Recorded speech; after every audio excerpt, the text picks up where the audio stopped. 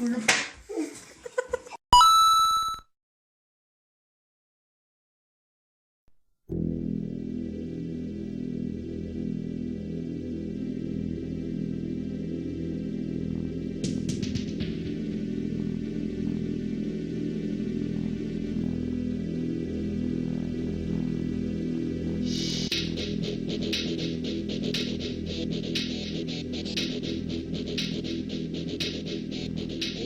out to the Red Coins podcast. I'm your host Sam, and today we've got quite a large cast of people. Who are we?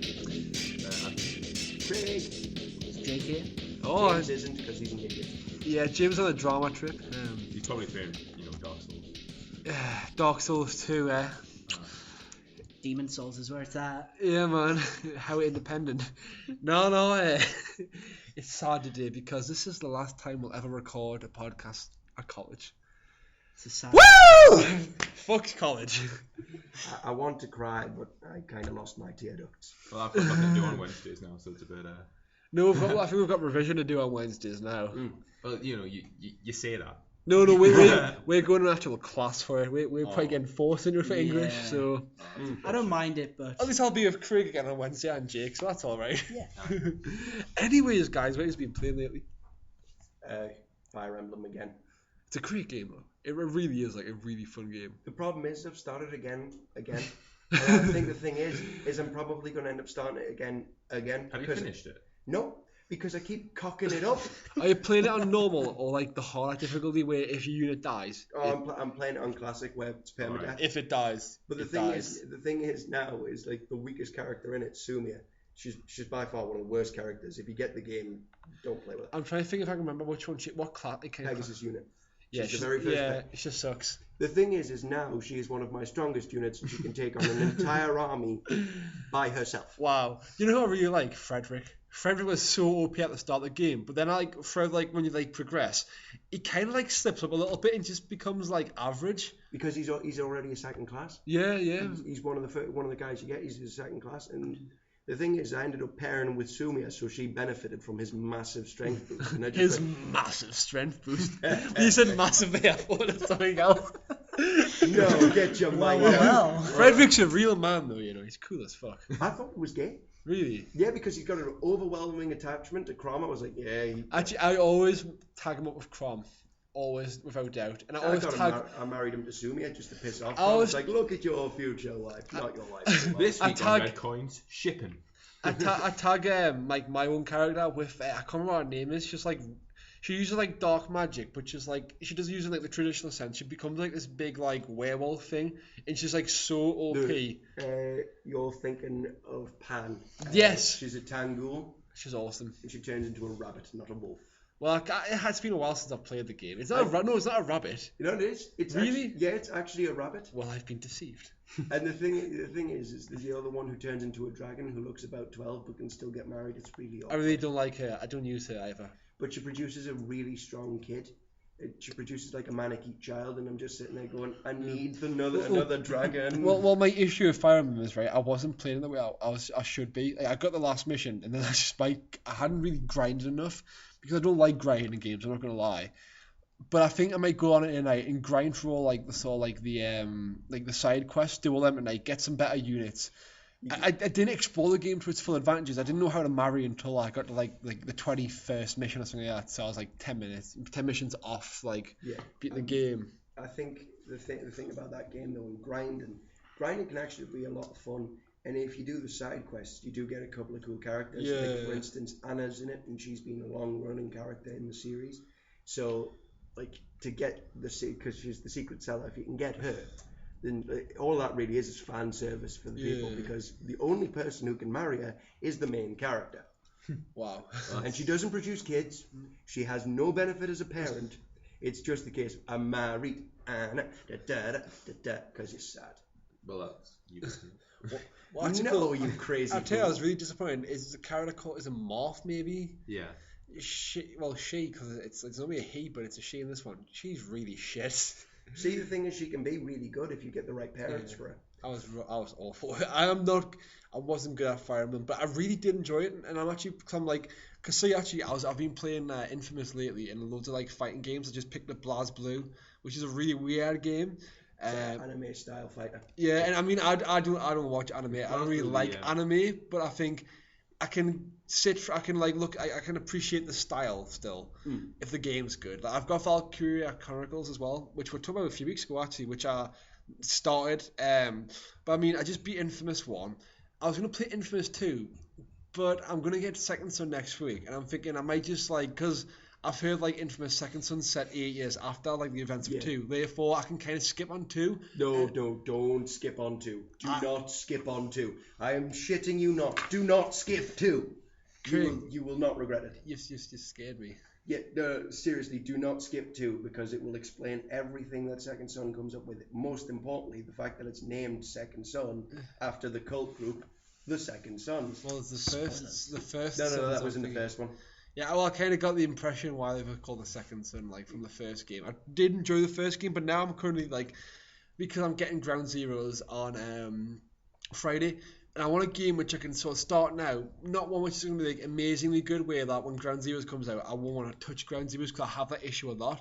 But I want, like a nice casual game to play, and I'm thinking I might just try and beat Fire Emblem, because I need something just to, beat in the next few days, and I'm so close to the end, I may as well, pick it up and play. Yeah. But it's a tactical RPG. There's nothing at all like nice about them. I once dedicated 100 hours to the Valkyria Chronicles 2. In fact, no, 110 hours, and I've still not finished the bloody thing. And the same could be said of Final Fantasy Tactics. My brother, just to prove a point, made one battle, the first random battle he had in that game, last, I think it was a month. By the end, his characters came out and they were level 50, something ridiculous like that, because he just charged them up. It was ridiculous. It might not have been his first battle, but he did make a battle last till he was about level 50. Wow. I think Tactics is a bit. It has a bit of a problem with the length of battles. I don't think it's staggered very well. See, I like Tactics, and really it was nice. It was refreshing to play Fire Emblem because it was kind of like. It feels a bit of a tear down. No, it's got enough layer to itself. It's got like a nice rock paper scissors thing where flying units do not like wind magic. Yeah. Oddly enough.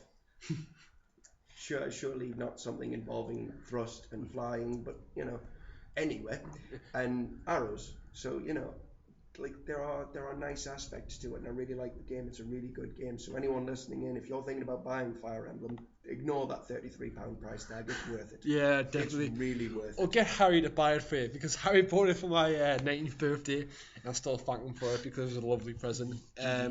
Anyways, Anthony, what have you been playing? And Anthony, it's been a while since you've been on the podcast. Oh yeah, I've been doing stuff. Oh well, we'll leave that to the audience's imagination. Alright. I've kind of been just about finishing Phoenix Wright because I started playing it and then stuff kind of got caught up, like college and stuff. Right, I've got a question about Phoenix Wright. What is it actually? Because I've never played it before. Basically, you're a lawyer. Well, you're not really a lawyer. You have 3 lawyers in this game, but the basic idea is that you defend people in court. And the rest of it is basically it's a visual novel which is really funny. And it is actually a really good game, and it sounds a lot worse than it is. It's got that problem to it, I think, really. Yeah, it's kind of, some people don't really see visual novels as games, whereas some people sit there going, yeah, they're a viable form of the media. It's David Cage would say they are. It's what David Cage is like. That's why we need Lummy on this show to be doing his like somewhat offensive impression of David Cage. I don't think he's ever heard it, but it's so funny. He does it when he's drunk. We'll just Google Lummy do a David Cage impression. He's like, I don't want to do it to try and do it on the risk of it sounding awful and being slightly racist. So I tell you what, we want Red Flags to remain open to the public. Let's not start cutting groups out before you got them. To be fair, it's not, unless a French speaker can understand English, we're not going to like really appeal to that many French people now, are we? True. Oui. But going back to your games point there about visual novels being games, it's like depends on your definition of games. I see games as something where you have, I don't know, where it's more interactive. There is a kind of, element to Phoenix Wright, which is there are a lot of kind of like you have like a meter basically, and if you make wrong decisions, the meter kind of just goes down, and eventually if you keep making the wrong decisions over and over again, meter goes to 0, you lose the case. I mean, of course, there's no I think in the older games, don't quote me on this, but I'm pretty sure it used to start you at the beginning of the case again if you I might be thinking of a different game if you lose. But now it just starts you where the last decision you made went wrong, which is a little bit easier, but it kind of has a little bit of a gameplay aspect to it. But it's all about it's basically a puzzle game in its own way. So it has rules. Yeah. And you play it, which therefore makes it a game, by my definition.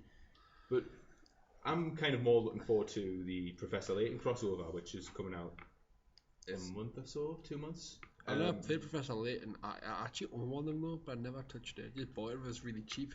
Like I'm looking forward to that because both Professor Layton and Phoenix Wright actually have pretty good stories, and I mean seeing it cross over them will be pretty interesting. Yeah, what I've played of Professor Layton when I owned a DS many moons ago, it was really good puzzle game. Yeah. Yeah. So I think if anyone's like who's listeners actually played like Professor Layton and you're like interested in like maybe picking up Phoenix Wright, you should probably, I think I'd get that game because at least you can know the Professor Layton bits are going to be what you expect, and you can always like see whether you would like Phoenix Wright or not. See, the thing I like about Professor Layton is the fact that it's kind of open to players. I mean, my dad's girlfriend is nearly 50. God, I hope she doesn't listen to this podcast, because if she does, she will fuck my shit up. But she's closer to 50 than 40, let's just put it this way. And she plays Professor Layton. Yeah. It kind of Professor Layton kind of says to me, it's not about your age. It's about, hey, here's a story for you to enjoy and some puzzles for you to progress the story. It's quite an interesting interactive experience, if anything, because it doesn't. It's quite. I like how it's accessible to a different sort of audience. That's good. I mean, but then again, gamers like us would probably appreciate it too. Yeah. See, I'm not a big Professor Layton fan. I appreciate what it does for gaming, where it's kind of like not all of it's about shooting people in the face and punching dragons on the nose. Although that'd be a pretty big part of it. It doesn't have to be your thing to appreciate that it's a good game, though. Yeah. What it is it's kind of saying not all video games are about that. It's not about some kid running up and super punching a dragon in the nose, which I can tell you now, a game needs to do that. Seriously, if they just introduce a game called the Dragon Nose Puncher, I will play it. Just because I came up with that idea. We can start a Kickstarter if you want. just make it into an indie game. Well, we can start a Kickstarter for anything, really, can't you? You can indeed. Anyways, Jake, what have you been playing lately? Lately, I've been playing a lot of Call of Duty Black Ops 2. Ooh. Kind of going through that Call of Duty phase again, where I sometimes like it, sometimes don't, and at the moment I've got a real bug for it, and picked up Black Ops 2 about 2 weeks ago for a $5. So I thought, why not? And it surprised me. The multiplayer's brilliant. It's the same old Call of Duty, but that is brilliant. And the story is very good. It has some plot holes, but it's pretty much like very a good narrative. See, but I think it kind of provides hope for the series, because it was like this whole decisions matter, mistakes are made. I mean, there's a part where you can burn off one of your friends' faces. Yeah, well, if you don't dodge the pipe in time. Why didn't you dodge, main character? Well, why didn't you dodge the flames, dumbass? Yeah. For the rest of the game, he will be referred to as Bernie Face. Yeah, the last choice you make is quite interesting. It really does. It's like you can't play afterwards, but it does give you like that outcome, and it does well to tackle the whole idea of martyrdom, and see what happens. The one beforehand, like the one where you've got to make a decision to either shoot Harper or keep him alive, or try and shoot Menendez. Yeah. If you try and do the hero thing and shoot Menendez, you basically shaft yourself for the worst possible ending, because the guy who dies in that can save so many lives if you let him live. Yeah. And it's so annoying. Yeah, I made the choice to kill him. Because he's, throughout the whole campaign, he was like there, slipping through your fingers, and he's just a colossal ass. I liked Menendez, and the thing was, it was kind of like shoot Harper, shoot Menendez. I can see where Menendez is coming from, and in the grand scheme of things, all Harper has been throughout this whole thing is just a little bit annoying. Bang! A follow waypoint. Yeah, it's just like, okay, I'm a bit lost. Harper. Where are you? Hello. Oh, look at him. He's hiding by a dot, and occasionally if he glitched out, oh god, now he's stuck. I never had any problems with glitching, thankfully. It's a very, very rare thing, but like occasionally things happen and it's just unexpected, and like Harper will get caught on something and he'll just stay there. Or in a classic Call of Duty fashion, they'll go to breach a door and then stand there. Yep. They'll just look at you as though to say you're an idiot, and you're just like, yep, breach the door now. Yeah, but Call of Duty Black Ops pleasantly surprised me. I thought having the far futuristic setting would be, I don't know, kind of underwhelming, but it was pretty cool. It was like just the Cold War, you know, The thing that 50 years later. The thing I got from it was kind of futuristic, but not so far as that it was unrealistic. Yeah, it did sort of like ground itself with some realism. There was for instance, you didn't jump on a skateboard that could fly. There were rules. For instance, the part with the squirrel suits, where you flying through Myanmar or whatever it is. There's none of the. It's not a case of, this is completely unrealistic. It's quite realistic. Yeah. It's simple aerodynamics. Well, not simple, but simple as a game can make it. It's basically a case of you wear a nice suit and fly. Don't question. Yeah, the one thing that annoyed me about the campaign was the jet mission. Oh my god!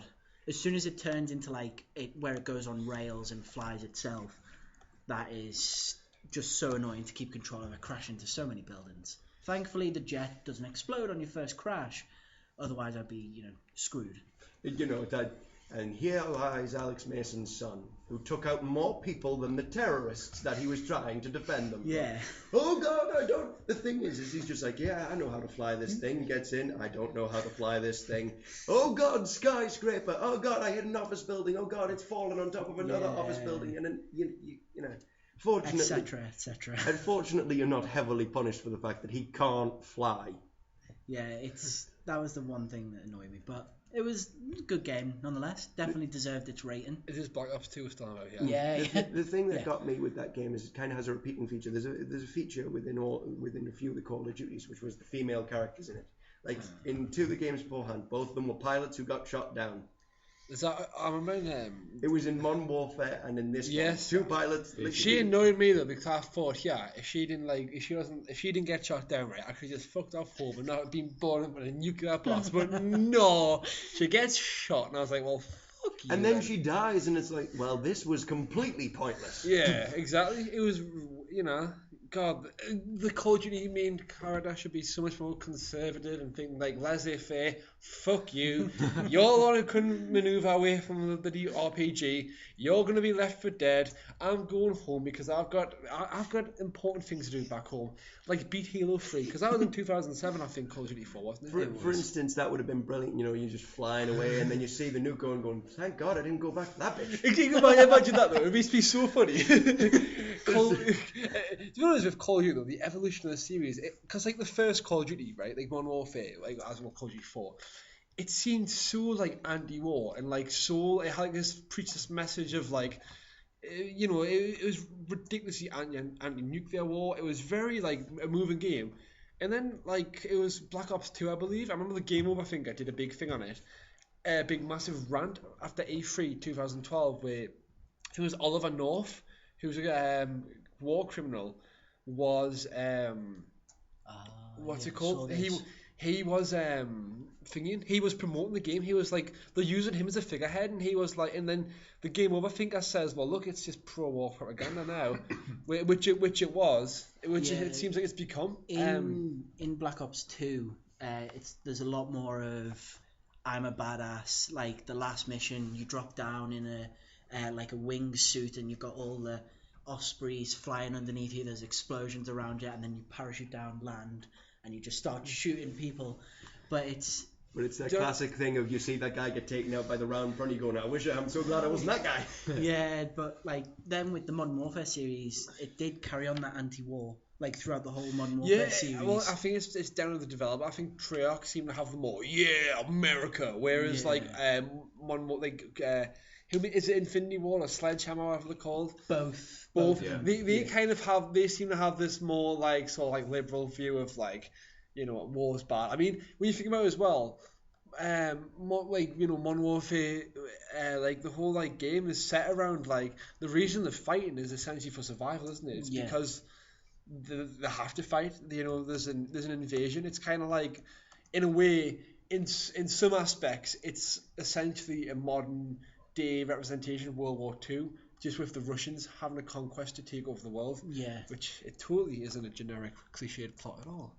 No. I think the thing that something that Call of Duty needs to do, bring in a bit of feminism here, lads, is they need a female character for once. I don't care. Who doesn't crash the plane? Who doesn't get shot down immediately and needs rescued. We need, that's a rule. Can we just have one Call of Duty game with a female character that doesn't need rescued and can actually fly a fucking plane, please? You say that's about a lot of games, so I mean, in Ghosts, there is one and she can shoot guns. Oh my god, but she gets blown up. Yes. It's just like, wow, oh my god, the series is going places. Oh wait, no, we're going into the atmosphere, love. We're gonna burn. I think it's something for all games to address, but problems. it definitely should. More war games should, but I think the thing is, they need to, like, for instance, this first-person shooters very rarely use female characters because then they can't have ass and boob shots. Well, they use them as sidekicks. Because then they can get ass and boob shots. Yeah. But if they did it from a main character who was a female, just once, it would be nice, and it would kind of say, look, Call of Duty going, look, she can fly a plane and not Can crash anyone it. name first-person shooter with female character? Technically, yes, they did it. The Metroid series. Oh yeah, Metroid. Yeah. Samus. I suppose There was one. I suppose where you she can did call first person. Metroid a first-person shooter anyway. the GameCube one. Yeah, And then the thing was it was the kind Prime of trilogy was all in first person. Yeah, but I don't And call then it shooter though. the thing that bothered me though, as soon as It's an the, like, adventure shooter. the big thing about that series was the first game you played it, and then you're a chick, That and was- then that every was good. time after that, it was a case of she's not in a suit, butt shot. I like Yeah, that. I Button remember. boob, I can button remember boob, actually button when we were first playing, when we got to Smash Bros. Because obviously we didn't play like Metroid on the NES or Super Nintendo. I remember I was like, oh wow, that Samus guy's so cool. Notice I say guy, Yeah. I'm like, wow, and he has my name in his name. That's so awesome. And then my brother's like, I was like, my brother or one of my friends was like, yeah, Sam, it's a girl. And then I'm just like, what? You what, mate? Yeah, it was a big shock. Isn't there a secret ending of the original Metroid game where? She's like in a bikini. Yeah. Yep. Where he was like, haha, take that, sexism. And then immediately after, but you played the game really well. Boobies. So actually, I was playing like Mortal Kombat last night, and I was just because I actually Katana, I'm gonna make that like my main character to play as because she's so like just awesome to play as. And I was just battling like I was doing like the cutscenes. I was looking, I'm just thinking, Jesus Christ, put some clothes on, woman. I'm pretty sure if Shao Kahn was her father, he's sitting there and he's sitting in his throne room reading the Outworld newspaper, and he suddenly just goes, no daughter of mine is going out to fight ninjas with clothes that are only held together by wishful No, thinking. man, she dress up all of them like. That's probably why they fell out. Her and Jane, they all dress up like whores because they have daddy issues. If Shao Kahn's your father, you're bound to have some extent of daddy Yeah, at least issues. they have excuses. It's not like they're alive. I mean, in Shao Kahn's family's case, his wife committed suicide, and his daughter's a murderer. Just to prove her love to him. So he's probably sitting there going. When you say Shao Kahn's wife committed suicide, was it like suicide No, or was it like suicide? Like you know when you talk about Kurt Cobain killing himself, it's like suicide. No. She actually did kill herself because he was trying to invade Earthrealm, and she went right. No, killed herself to form a massive barrier to stop him. Yeah. And because she was actually married to King Jared, which is Katana's actual father, and then she married Shao Kahn after Shao Kahn essentially killed King Jared and ripped his head off, and then made I like him his part of style Elmac. though. You honestly, right? Like I remember this. It kind of reminds us of this chat I have with this girl. She's like, "Why do you like wrestling so much?" And I went, "Because in real life, if I liked a girl, right, and someone else, like some little pretty boy, got a fan instead of me, I have to just accept it and go on with my life. But in wrestling, right, and I'm looking at the case of the Matt Hardy and Kane angle from like 10 years ago. It's like, yeah, Matt Hardy was with Lita, but Kane wanted Lita, and Kane thought, I know, I'm bigger and stronger than Matt Hardy, and I don't have a limit to how much I will fuck with somebody's mind. So then Kane beats the shit out of Matt Hardy and gets married to Lita, and that's why I like. And it reminds us like the whole Shao Kahn thing. It's a case of angry alpha male want female. Yeah, I club you. It is like It's very primitive, like. But it is essentially the basic thing for it. Yeah, I mean it's easier though, right, than like going through the whole hassle with women though, isn't it? Like definitely. just if you could just be if right, because I'm quite a big guy, right? If I could like if like to get a woman's like love, it would be much easier, right? If it's just a battle to the death, because I think I would have a good chance of coming first, depending on who else I'm fighting with, If it's a ninja that can rip his face off and underneath there's a skull that's on fire, you may not have as good a chance. I want to date Katana. Whoa! Did you not say? Oh God, no! Whoa, Creek, you're forgetting. Me and Harry are trained in the art of fighting game fighting. Oh yeah. Just throw things at him. Shit. But what if I've got a gun? Well, in the case of Striker, you'll shoot him once and then he'll brush it off and then beat Whoa! the snot How out of you. dare you compare me to Striker? Because he's the only one that you. The thing is, But Striker's the worst character ever. Striker's gun is part of his fatality. Why doesn't he just at the beginning of each match fight, bang? You'd think, but clearly no common That's sense. the main problem with putting weapons in fighting games, I think. I mean, like it's the same with Sub-Zero. Up, fight, freeze your face, smash. Well, I think I've won here, Shao Kahn. I think I can go home now. Yeah. So, like, that's something. I mean, I suppose if you're someone like Goro, it's a case of you just slap them once and their face comes off, and then you've got to spend two. I'm surprised he doesn't slap them and then go, ew, ew, ew, face on my hand, face on Can my you hand. ever play as Goro in any of the games? Because he seems really overpowered. You could in Ultimate Mortal Kombat 3, and I think you could play him in 4, and you could play him in Armageddon. You could play all of them in Armageddon, every single character. But what they decided for that is No fatalities. Yeah, you've got to make your own fatality, which was Bull.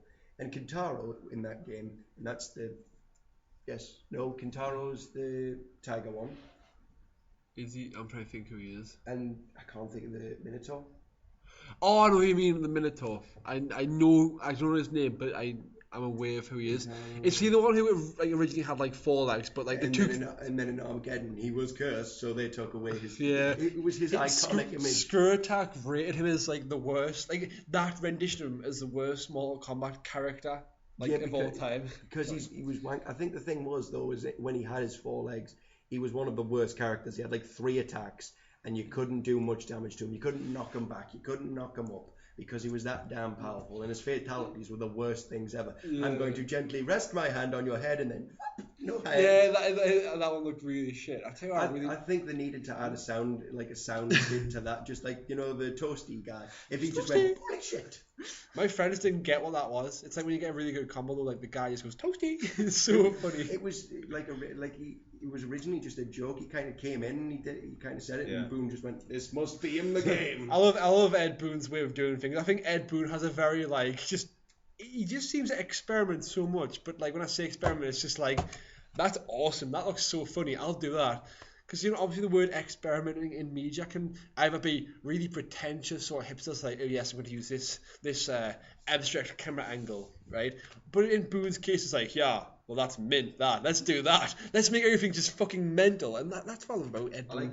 He's probably sitting there going, any day now, Cyan and Pink Scorpion are going to come out and kick the shit out of everyone. I do like the old Mortal Kombat kind of sense of humour. That's the kind of sense of humour I appreciate in games. Like, has anyone ever played Conker's Bad Fur Day? No. It is the funniest game I've ever played in my life. It is so much like South Park, I think. See, the thing about games that try and be funny is sometimes they just don't get it across. It's all about timing. Whereas Mortal Kombat, it's kind of like, look at us, we take ourselves super seriously. And now what's going to happen is Kintaro is going to beat you senseless with your own Well, limbs. I think if you look at if you compare Mortal Kombat to something like Street Fighter 4, I was Lummy was playing on Street Fighter 4, and he was doing Guile's story, and we watched the opening scene, and it was really Guile's backstory is his best friend was killed by M. Bison, and it's really dramatic, his actual opening anime sort of cutscene thing, and you can hear in the background a really nice rendition of Guile's theme, and I'm just sitting there Lummy, this is getting us right in the feels, and that's but then on the other hand you've got Mortal Kombat, which is just kind of you've got Johnny Cage who just wants to bang Sonya. It's just such a contrast. It's brilliant. That bit that's a serious story. He's like, I want to take you out, and you out to dinner. It's just Johnny Cage is just. They need to just make him the hornball of the series, just chasing after everyone. I think the thing is, then get a massive surprise with Melina.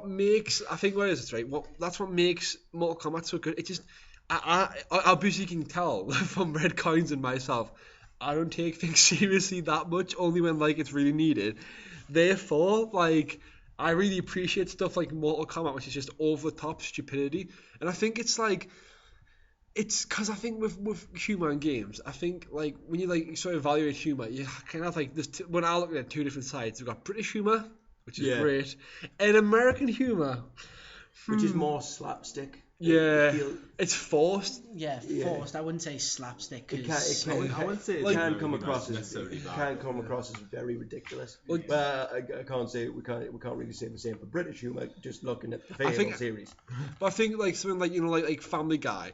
Do you know do you know when it's there's the cutaway gags, the flashbacks? Yeah. It's kind of they always just sort of signify what they're going to come up with. Remember that time or that, and that's always kind of I get that impression that it's now you laugh. Whereas I think something like South Park, which is heavily influenced by British humour, especially Monty Python, as if paid loads of nods to it. Yeah. South Park's much more clever in the sense that the way they place jokes, they don't force jokes on you. They'll have a really, really, really offensive remark just in the middle of a sentence, and the way they'll do it is they'll make this really offensive mark just so simply. It'll be boom, just slag off some sort of race or religion. No. It's never grand Family Guy is just I'm now going to do a whole flashback dedicated to pissing off the Jews. You know what I mean? Yeah. Which they did. Oh, look at the Jewish magician who's taken the coin and then ran away. That is not funny. There was one funny one on Family Guy. I hate it when I find something funny on Family Guy. It's so shit. I agree. But it's Peter's hello there, Hebrews and Shebrews. I just what the fuck calls them Shebrews. Family Guy has had some good moments, but I just think it's the whole back when I was I was in year 9, everyone just used to go around going giggity. Now it's just no. Seasons 1 to 4 is where I think are the best, because in season 3 there's that episode Pretoria. Oh my god, Pretoria is the best episode, and The King and I as well. They're all in season 3, and then after 4, it's not so clever comedy anymore. Yeah, I think there's some funny ones, but I'm just a massive diehard South Park fan, and I have been for so long. I'm trying not to be a fanboy about it, but I love The Simpsons too. I find King of the Hill quite funny. It's just I can't get away with Family Guy at all. Seth MacFarlane, I think, his influence. I think he doesn't. I think he's actually quite a funny guy. I just think he doesn't care for Family Guy as much anymore. Because I think American Dad's actually quite good. The Cleveland Show, on the other hand, is diabolical. Well, let's not delve into that. Don't get the Cleveland Show. Let's keep focused on the games, boys, and not on our hate. But the thing is, with the Cleveland Show, right? One brief sort of point now. So they're going to make a spin-off. Okay, cool. Family Guy has characters who can make a spin-off of.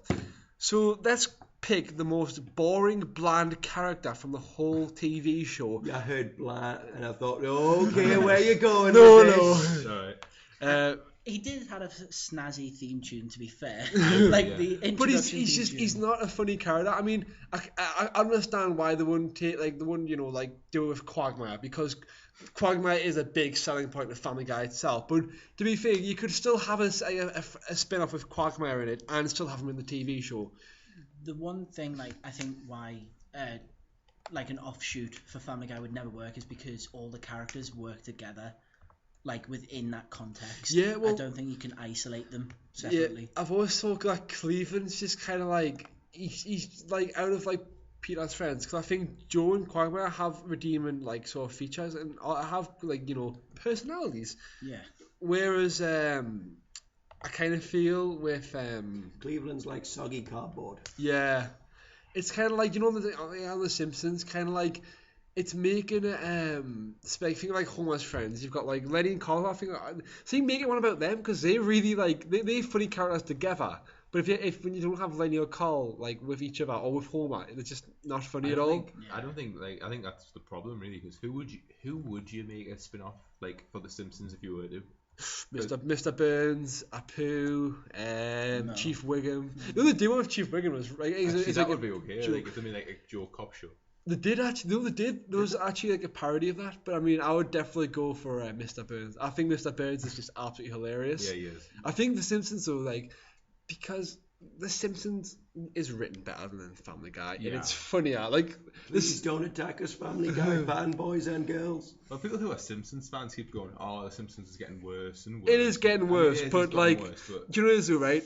I'd still rather watch a new episode of The Simpsons than any Family Guy. yeah. But that's the thing with any series. It's good for a while, and then eventually it starts to overstay its welcome, and we just want it to go away. Yeah. Bleach, I'm looking right at you.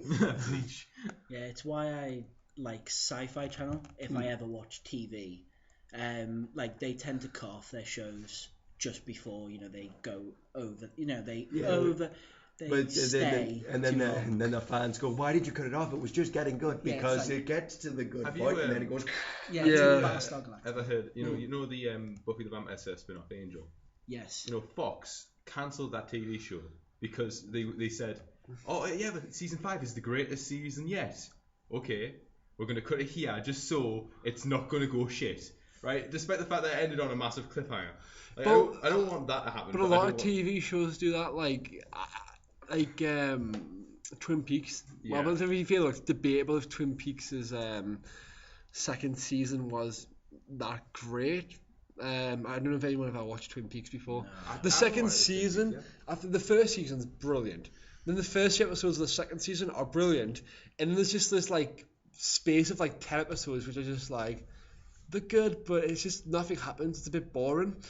And then like this last few episodes are brilliant because it kind of because Twin Peaks is a horror, a psychological horror, Yeah. but it kind of loses the psychological horror aspects like through like the second season. So it's like, oh well. But then it regains them for like the kind of like the final finale, which it doesn't really do it much of its benefit. Anyways, I think we need to talk about the news because We do. We don't really want to be going on TV shows. So, go what first? do you want to bring up first? Because I am going to briefly take an absence. So, Alright. I'll just let Jake, you can take over whilst I Okay. go. Viva la revolution! They've Uprising. overthrown me. Oh, I'm now a prisoner to the Craig regime. We'll What never you cope. don't realise is when Sam is off mic, I've actually killed him. yeah, He is dead now. Yeah. I'm wearing his skin. Jake's sitting in his massive throne that he's normally in. I'm now Sam. That's pretty weird. Okay. Anyway, shall It's I? me. Yeah, just okay. Just Shall I do my news then? Yeah. So GDC's going on at the moment. I don't know if you've been keeping up, and well, I do. It's just old habits, you know, never die. Yeah. He just looks at one and goes, no. Yeah, so it's there's one interesting thing that I've seen is a game from 11-bit studios called This War of Mine, and it looks so cool, like narratively, and from what if the reveal trailer's graphics, then graphically it looks bloody awesome as well. So who's it? Sorry. 11-bit studios. Okay, so it's smallest. Yeah, like I don't know if you'd classify them as indie because I've heard of them before, but never played a game by them or heard of their games. So they're being backed by a big company, or is it? I honestly can't tell you. It's like the article I read. I think it was on IGN. Yeah. It just tells you that the 11-bit, like the idea behind it. And the idea is the creator of 11-bit studios read an article called 1 Year in Hell, which is about a civilians during the Bosnian War. And it focuses on the weapons, the hygiene, the destruction, all the humanitarian stuff that you would normally miss in a war game. So you know, because you're too busy shooting people. yeah. Well, take Call of Duty for example. You know, you blast through Haiti in Black Ops 2.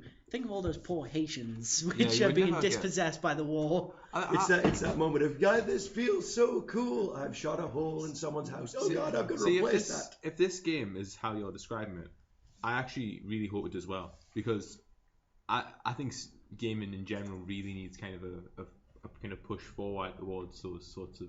Well, narrative-driven games are good. I mean, as controversial as this is going to be, Beyond Two Souls, Heavy Rain, brilliant games narratively. I don't personally like Heavy Rain or Beyond Two Souls. I've heard that quite a bit. People hate them because they're not like, you don't do much. Well, the main point of conflict with Beyond Two Souls and Heavy Rain I've seen is it's got quick time events. My main problem with them is the story isn't actually that good. I like the story. It's just something for me that clicked, and I was like, wow, this is a really good story. Like, the Beyond Two Souls story is really interesting. It's got that supernatural element to it about the little character Aiden, I think he's like the spirit is called, which gets you to control things in the environment. That is really cool. But like people complain about these games, like they talk, like I said, quick time events.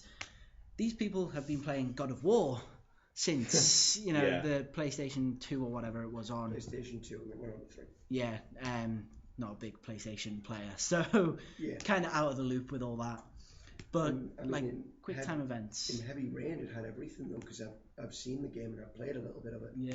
And it wasn't a case of your characters could die, and that was it. Your decision hinged everything, which was really cool. So that's something. I mean, the thing about games like that, where it's you basically create every aspect of the story, and if a character dies, you've got to accept that the character is dead. This is one of the reasons that we're getting like Fire Emblem as well, isn't it? Mass Effect as well. Yeah. No, let's not talk about Mass Effect. I still can't forgive them for Morden. We'll save Mass Effect talk for our one of our gamer debate episodes. Prequel versus sequel, it's going to be big. Yeah. And if it's not, we'll make one beforehand to make it bigger. Yeah, embrace the prequel. We'll sort something out. Yeah. But coming back to this war of mine, it looks to focus on civilians and how they're affected by war. I think you do play as a soldier still, and I think it might be a mix because the game apparently starts in a shelter, like a war shelter, and it's all like the civilians who have been dispossessed, or there's that real like feels moment where you see all these people who've been dispossessed by the fighting and they're like all going mental. It adds an element of fear to a game. If you take away in games like that, in a war game, if you take away the primary way for you to dispatch an enemy, as in your guns, suddenly the game becomes that bit more terrifying. If you bring humanity into it, it feels, man. If you're who's going first, Anthony? Okay, you just finish what you were saying. If you're like, say, a bank manager in the middle of nowhere, and then suddenly half your bank is gone, half the people you've worked with all your life is just dead, and then your family, you try that kind of you've never wielded a gun before, you've never been in this situation before. That's something that's frightful. Yeah, I mean, like there was a game, I know a lot of people didn't like it, I Am Alive. Don't. I know you don't like it, but the basic premise of the idea that you aren't this true-born natural killer, you've got to learn to survive. But somehow you're a natural free climber on, big massive bridges in San Francisco or wherever it was set. I mean, but the idea behind it, because you can't fire a gun well. Oh yeah, the whole idea behind I Am Alive, I was really, I was like, this game is going to be awesome when I first saw it, and then I think it got delayed or. It disappeared for a while and then came back as an arcade game. I think it was announced as an actual game, came back as an arcade game with aged graphics and aged. It was a very aged game. But the thing is the basic premise of it was interesting because the people that you fought weren't monstrous terrorists or bandits or evil people. They were people that were trying survivors. Yeah. It was a case of, look, mate, I need that medicine just as much as you do, and I've got a knife, and I really don't want to cut your face off, but Yeah, the intimidation thing was cool, but It wasn't a case of people turning sadistic. You didn't have like someone killing people and hanging them up by their entrails inside that room. It was a case of if they needed to kill someone, they killed someone and then carried on. yeah, it was like it's an interesting premise. It was just the execution of it. I mean, Oh my god. there was a character in it. It was an old woman. She sat on the front porch of our house with a shotgun. I'd only played I played some of the game, but didn't want to play all of it. She kind of epitomised it. She didn't want to leave our home because she'd lived there all her life, but she didn't want anyone to come in and get us things. So she sat there, and basically she sits there the whole game. Really? Mm-hmm. Sits there and just doesn't move. She pretty much, you like see her once and you kind of assume because she never leaves the place, she never leaves the porch. I mean, she shoots people going by, and she can kill you. Yeah, if you don't back away, I imagine. You've got to pass her, but if you move towards a house, she'll shoot you. So that's kind of an interesting perspective. This idea that the people you're fighting aren't inherently evil; they're just you. Yeah, they're survivors. Do you think there's a kind of a little bit extra? I mean, for the developers, a bit of a risk to putting this level of emotional and kind of in story depth into these games, because if you do this, you really have to get it right. I mean, Yeah. you can kind of skew out the story if there's no kind of emotional or let's say I'm going to say political. Look, like there's no like depth of that sort into the games. But if you get it wrong, you're so screwed. Yeah, it's the idea of it has been done so much before, like in other forms of media, that it's pretty hard not to go, to go wrong. So it's like it's something that can be emulated at the very least. Yeah, but if you put like a moral depth into a game and you get those morals wrong, and are you making a wrong or incorrect like kind of implication, I think it's a lot worse than if you just made a bad story. It's nice to see developers taking a risk, though. Yeah, I like that risk. There's the easy way out of, oh god, the world's gone to hell, but you've got a gun. Yeah. But Hello, everybody. Welcome back, Sam. Yeah. Apparently the skin is talking. Let's move on from this. That was a great poo. That was also an unnecessary addition to this podcast. Well, but like the idea of a character who's not like an inherent warrior and this kind of just has to survive. Yeah, it's a nice risk, and I hope they do well, because risk taking is very far and few in between. No, I in think this day of £20 million blockbusters. what we're talking about. This war of mine. I think what you need occasionally is a character who you can relate to as actually human, not superhuman. They don't shrug off shotgun shells. They don't, fight entire armies. They're this kind of person that just they avoid fights. I mean, Or try to. They try to. I mean, like The Last of Us, you could kill everyone you saw, but there was this case of you could avoid them too. Yeah. I was about to say, isn't Metal Gear Solid not like that?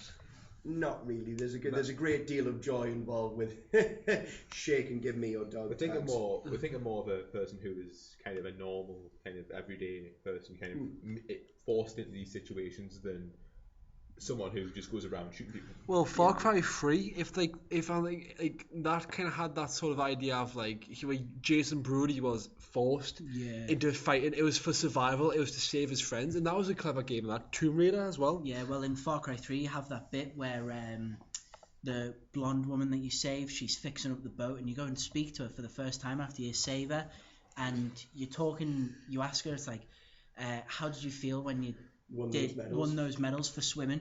She's like, oh, I felt great. And then Jason Brody's just talking, and then he's like, when I killed a man for the first time, I felt like winning. And you're like, no. Like, fuck your gold medals, man, bitch. I'm like John fucking Rambo. What he said was the first one scared him, and then everyone after that was a win. well, yeah, but you know the general gist. Yeah, But it's that. Brody's a it's fucking kind of legend. It's kind of, the thing that got me is they kind of try to portray him falling slowly into madness. The problem that the main not game breaking, but like the one big narrative plot thing that they should have thought of was he gets to shoot. He learns to shoot a gun pretty damn quickly. You stab a guy, you shoot a snake, and suddenly die, pirates, die. One of my friends tried to like compare Far Cry 3 to Fight Club, and I was like, how? Like, just the first rule of Far Cry 3 is you don't talk about Far Cry 3. But like, I think because like he was on about like one of those trailers, like when like when Jason Brody has like those like fucking like mind fucks, where like Voss is like my friend, and I'm trying not to name him, my friend, he essentially said that you and Voss are the same character. I'm like, no, you're not. You fucking kill Voss. Spoil it. I think like. It's kind of. No, oh yeah. We're gonna let that dick take over, man. Yeah, I can't really support that. I don't know. Yeah, because obviously Fight Club. Have you saw Fight Club? I haven't actually seen all of it, so you know, I should have seen all of it. I haven't. I have. The thing that about Boss is, like, as a character, he's a separate entity to Jason, but Jason has followed the same path that Boss has, because Boss was originally the chosen one for the Rakia, and he went mental because his sister was a psychotic bitch. Well, and then then Jason's turn comes around, and you can become that psychopath, her perfect little pet psychopath, or you can break away and disprove that you can turn away from it, and because you prove that you didn't have to be Voss. Well, ending wise, I became Voss because I'm not even gonna lie, right? When I saw like like the opening bit on the skydive, I actually really like Voss because I hate like adrenaline junkies. They're really annoying. Well, I don't hate them, but I hate the idea of like I'm so cool because I can skydive and surfboard and shit like that. And it's that bit when Voss is like, he's like, "You like Jason? You felt like you're high," and like, "Oh, look at that, you feel high now." He's right in his face, he's just telling them. And I love how fucked up Voss is, because that's what a man should do if he has all that power. Just be a fucking horror. And like there's that bit I thought, it's very Jason Brody's friends, right? If I ever saw them in a bar, because I've saw people like that in real life, and I think, my God, how much I would love to just fuck you up. And then you get the opportunity to at the end, where it's like you can kill them, and I thought, kill them, or I don't know what the other option is. It's like slit the throat of your engaged. You kill Lisa, and then everyone else dies, or you don't. Yeah. I was like, fuck you guys. I'm the Rakia king now, man. I fucked Voss and Hoyt. Why don't need you nowadays? Yeah. See, the thing is, I'd just be sitting there going, I've killed all of the major leaders of this island. Well, one more's left. The problem is that after that, she then kills you. Yeah, like, whilst having sex. Yeah, that's just some very kinky shit. She just stabs you. Major move to kill her. Sodomy. What's it called? I love the Far Cry games. I love the second one as well, even though it has nothing to do with the third one, like story wise. I just think the Jackal is such a fucking badass. Oh yeah. Like the Jackal just has this thing about him where, like, if you just imagine like walking away, just slowly walking away from like a massive explosion with like Bad Company playing in the background, like the Jackal was the hypest shit ever, and that's why I'm so excited for Far Cry 4, right? Because for fuck's sake, Ubisoft, you're gonna make us happy no matter what. I love that. There's a Far Cry 4. Why didn't I hear of this announcement? Well, it's been rumoured, and come on, look at how successful Far Cry 3 was. Of course, it's Ubisoft, man. Ubisoft know when to deliver. Ubisoft are the kings of the kings of evil of being an evil corporation. Well, come on, the thing that gets me though is what sold Far Cry 3 was its poster boy Voss. I mean, he got his own little mini series, and then he died, and I suddenly went, you know what? This game's not so good anymore. I'm just gonna. I think the mechanics were brilliant though. I think the shooting. I think Hoyt was kind of just very cheap. Oh, he was very well. I think with Hoyt was a very sort of like, he just made like a caricature. It's like this evil bad guy. Haha, I'm evil, and I think he was German as well. No, he was Colombian. Oh, was he? Well, it's been a while. I think there was a German you worked with. Yeah, yes, there was. There was the German that I really liked, and then Hoyt stabbed him, and I was like, right, I'm gonna fucking kill you. Well, I can remember Hoyt always, like, Voss was this new guy because he's just like, he's so intriguing. I remember E3 2011, I watched the live stream of that game getting announced, and as soon as I thought, wow, I need to play Far Cry 2 and enjoy it, so I have an excuse to buy that one. And I remember seeing that bit at the start when he's like, it was that the definition of insanity trailer. Yeah. And there's that bit when it's just Voss is just essentially he's a psychopath, but like they do it so well because I think what it is with Voss is his biggest weakness is himself. It's that bit when he's trying to like intimidate Brody, and he's just like, why the fuck you looking at me like that? He's like really going fucking in nuts. the E3 trailer, isn't it, when he's got him tied to the cement and then block? I remember that part in the game thinking it's like E3 again. The thing is, that's not even his best monologue. Oh, of course not. But It's just like, let's give you a small taster of the batshit crazy. I think his monologues are like. But the thing is he's one of those characters. He is one of the best characters, and then Buck is immediately afterwards because he's funny as hell. But he's one of these characters you laugh at, and then you suddenly realise he's a murdering rapist. Yeah. He was kicked out of the army because he was a murdering rapist. Well, he enjoys killing people and raping the corpse. Well, do you know what it is with Farces? I remember, like, I didn't realise this until I replayed like the first mission recently. Like, I really want to replay the game. I didn't think the right moment. But what it was there's this part when, do you know that you're doing like the stealth mission at the start where you're sneaking out? And by the way, Far Cry 3 has excellent stealth game mechanics. Just saying. What's it called? It's if you look to the left, you can hear Voss, and like he's shot these two people. There's another guy. He's like a tourist, and you can tell he's just like a tourist. And he goes, "Your family they won't give enough money for you. Look at that. You're worth nothing. No one loves you. You're horrible." And he just shoots him. And I just thought, what I love about Voss is he's so awful. But I think with Voss, he isn't like this super smug superhero. Like, he is powerless in a sense to himself because he is a very. I get the impression he's a very insecure guy. He's very paranoid. He's the wimpy kid psycho. Yeah, he's like. He's like the way he just went mental. Like, there'd be a great backstory for him. I would love to see like. Maybe Far Cry 4 tackles that, or just look, right, I love the Far Cry franchise, so it's the one thing I'm saying right now. Yeah, make Far Cry 4, 5, 6, and 7, but by the time Far Cry 5 is out, I'll probably hate the franchise.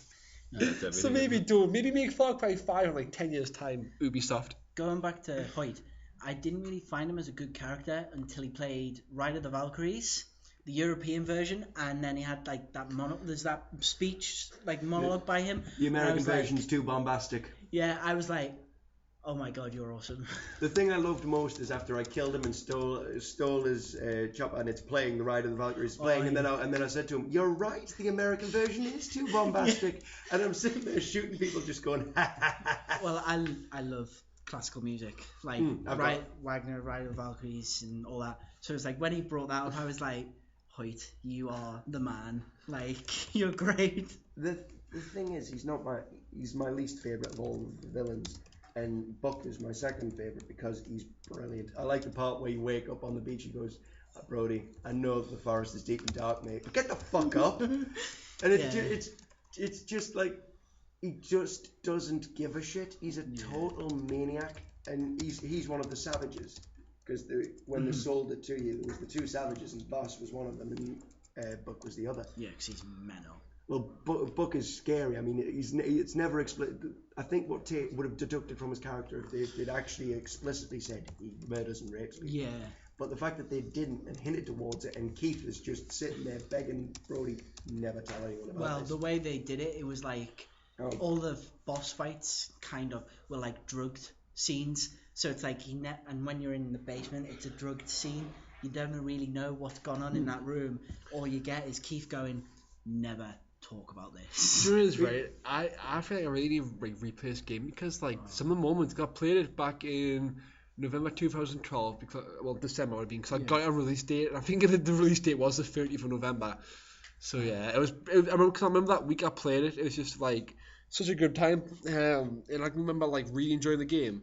But I'm struggling to remember a lot of these moments. I must have just like maybe like been quite aberrant when I saw it. Just thought, oh, that's cool. But I mean, looking back at it, my God, look, Far Cry 3, it is in my top 10 favorite games of all time because that game is just fantastic. It has a great story. It has great characters. Gameplay wise, I think, do you know what I've always liked about it, right? It gives you the opportunity to like, it's one of those games which is like, it's a shooter, but it's also a stealth game. It's not just like a shooter with stealth mechanics. It's been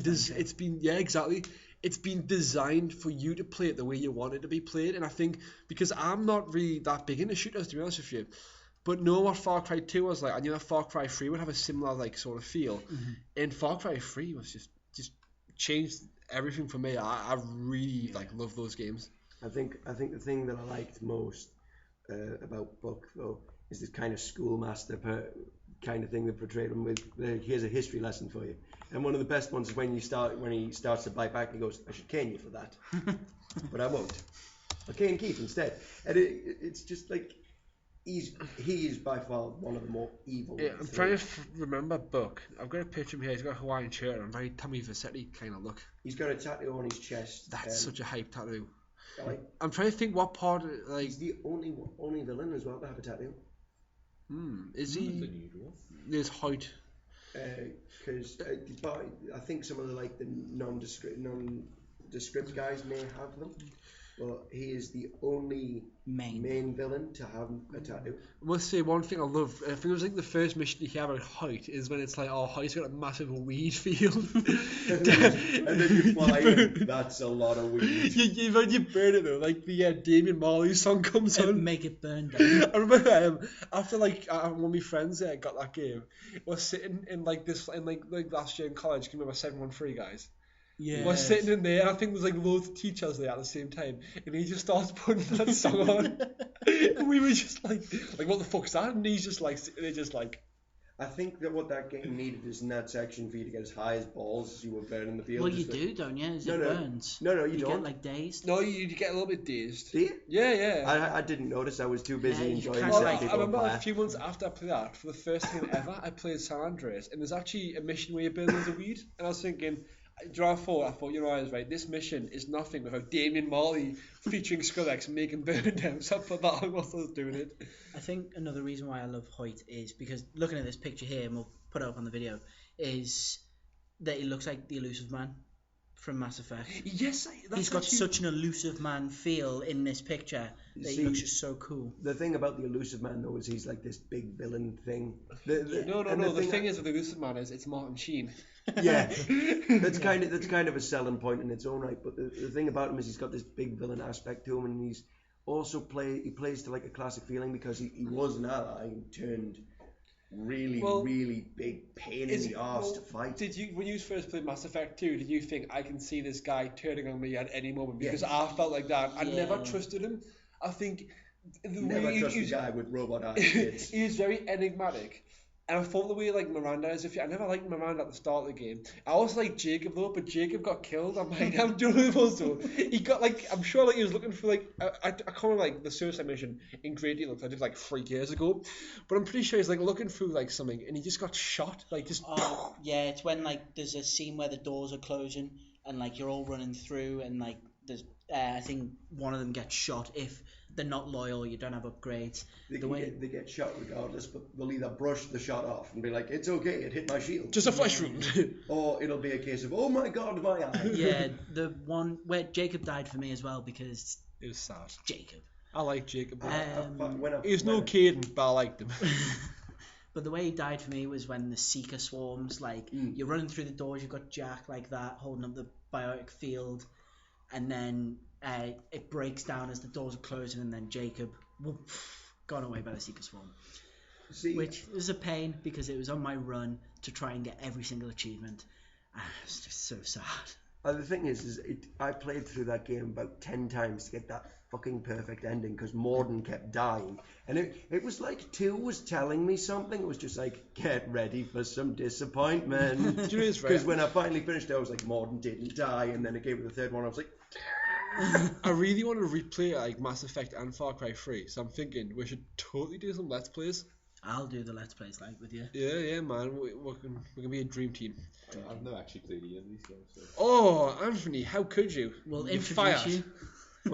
We will introduce you to Shepard. that might This be is it. Shepard. This is what Shepard does to everyone in the crew. Well, I've friendly played, friends. I played Mass Effect 1, and I'm not very happy with Mass Effect 1 because I assume the other 2 are better.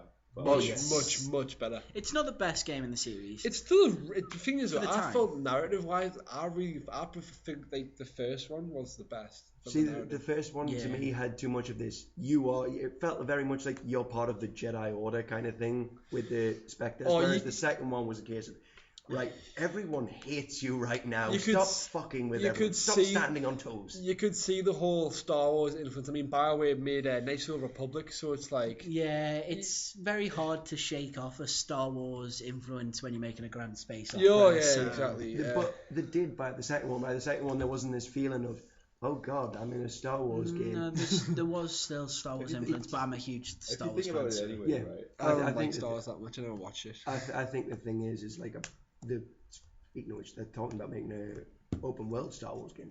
Oh, yeah. It's a good Yeah. idea. If you But- think about it anyway, though, right? They've Like, got access to do it for 10 years as well. if you think about it anyway, the first thing you always make is always a rip off of something that's a favorite. I mean, I'm not going to say rip off, but it's always going to be like you're going to have similarities, whatever you Emulation. like. Well, there's no original ideas Yeah. anymore. They've all been done. Original ideas are hard to come by. So like, Yeah. if I was to make a game, right? My first idea would end up turning out something like Final Fantasy 4 or Pokemon Well, or something like that. It would kind of be like the same sort of Being a problem. huge sci-fi fan, when I write, it's got Halo, Mass Effect, Star Wars, Star Trek. It's got all those influences in, and I'm like worried in case it does seep Star through. Trekking across the universe. I'm writing On the Starship. I'm writing a graphic novel, and you can see like my influences. It's really problematic actually. I mean, I'm like writing a kind of horror-y thing, and it's turning into Buffy the Vampire Slayer. That's the problem. Teenage girl fights vampires. No, it's Buffy the Vampire Slayer crossed with Sherlock Holmes. So kind it's of idea. teenage girl solves crimes while No, stabbing vampires. It's Sherlock and Watson stab vampires. That'd be pretty cool. Yeah. And it Sounds turns pretty out that Sherlock is a girl. And you're just obsessed with the teenage girl part, aren't you? Yep, pretty Yeah. much. That was kind of what defined Buffy. Never mind. Whoa, you I know, just the thought. The Craig, goal. teenage girls. Oh, Hey. Craig always seems to get like ripped on for his seediness. I've been nice this week. He's not Craig's that a creepy kid. I'm not that bad. You'll find My love. own mother thinks I'm creepy, but that's You'll know, Craig. Yeah. You'll find love. Hopefully for red coins. Wouldn't that be a lovely tale? in the that would be wonderful. I found someone as messed up as me. in the comments, can you please tell us if you think Craig is that seedy? No We'll one put an ad comments though. No, honestly, right? If you listen to this, right, drop a comment, even if it's like abuse. Drop it because we'll just laugh at you. But like, still, We'll put an ad out on Craigslist for you, Craig. We swear. All I right? really want is someone who hates the world as much as me. wow.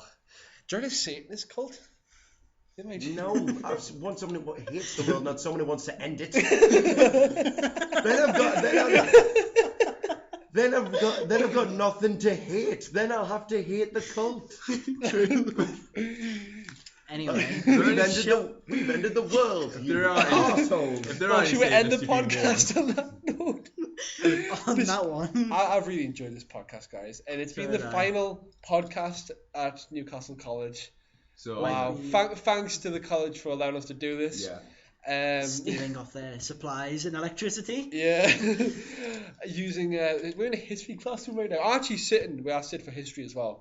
Isn't that glorious? You sit next to me where I would sit in history, Yeah. and Jack sits right here. We've got a but great you can't- picture of Lenin as well Yeah, to support very, very us. socialist classroom, sort of, to all of our conservative viewers. Fuck you. And yours, right? Use the fans we don't care about burning bridges between. That's not true. If you're just You know those be abusive, yourself. You know those Be abusive comments yourself. that we said before. Direct them all at Sam. Hate Sam. It's okay. Top trail, are you? No, but The end of it then. anyways, actually, so if you're listening, and I mean, right, we've got like 24 subscribers, fucking famous. I think it's 26 now. Oh well, 26. Close to 30. Yeah. And if Well, not, can you please like make Yeah, it at least well, I mean, 26? look, right, we'll get more than 26 views on the videos, right? So unless you keep constantly pressing F5, which is probably some people. Yeah.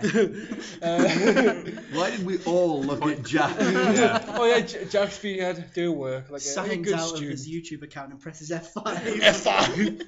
I mean, bring up that please do hole. subscribe. I mean, we actually are going to get some Let's Plays out in the next few weeks. Yeah, We we've promise got, you. We've got got some reviews as well coming out. Yeah. And more stuff, more Retro- other shows as well. Retro Wednesdays, which is something I'll be doing with everyone else. Will be launching soon, as well as I'm actually going to be doing something called the Collector's Corner.